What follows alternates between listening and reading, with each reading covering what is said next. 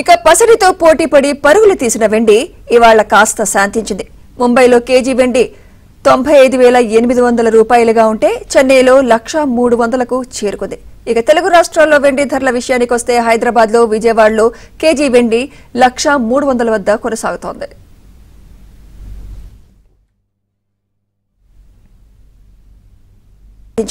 ముంబైలో కేజీ వెండి 95,800 రూపాయలుగా ఉంటే చెన్నైలో 1,03,00కు చేరుకుంది.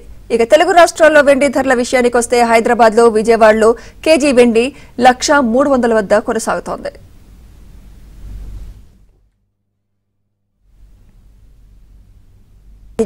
ముంబైలో కేజీ వెండి 95,800 రూపాయలుగా ఉంటే చెన్నైలో 1,03,00కు చేరుకుంది. ఇక తెలుగు రాష్ట్రాల్లో వెండి ధరల విషయానికొస్తే హైదరాబాద్లో, విజయవాడలో కేజీ వెండి 1,03,00 వద్ద కొనసాగుతోంది.